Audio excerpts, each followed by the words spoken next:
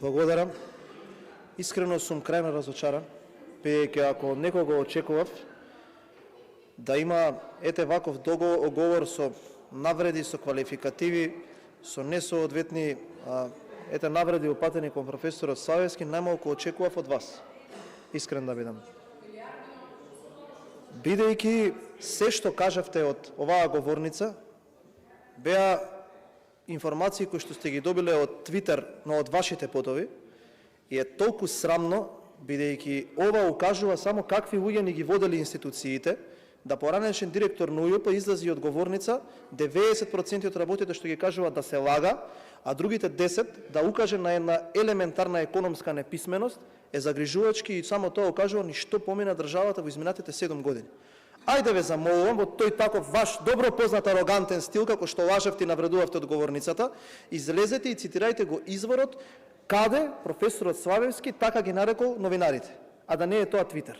Ајде излезете и кажете тоа што го кажал професорот Славевски за новинарите, сум го прочитала таму, го кажал таму, и па да знаеме дали растурате перија како што правите цело време, впрочем и така владеевте, или укажувате факти кои што се реални. Понатаму, за евроврзницата од 9%.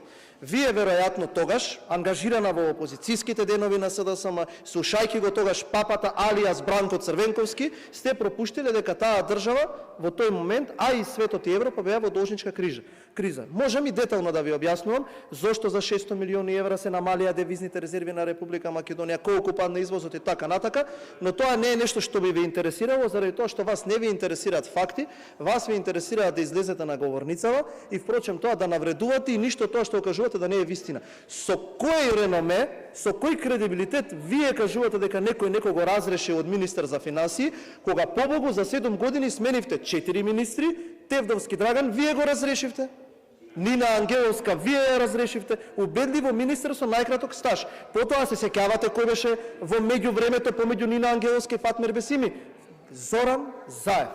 Замислете, партија која што Зоран Заев го номинирала да биде министер за финансии, зборува за кредибилитетот и знаењето на еден професор Трајко Славевски. Ве замолувам и покрај тоа што не сте дипломирале на економскиот факултет, сте ја водели институцијата УЈП. Вие од тој момент натака сте познати во финансискиот, деловниот и економскиот свет како некој што препознава и знае економија. Ке ви се смеат луѓето кога ќе ве познаваат по лице и кога идете на оние приеми дека вакви работи сте кажале за еден еминентен професор. Задржете го нивото, ве замолувам ако да го кренете нивото, кажувајте извори од каде ги цитирате овие факти и немојте да ги базирате вашите говори на Твитер мемиња кои што доаѓаат од вашиот партиски штаб. Благодарам.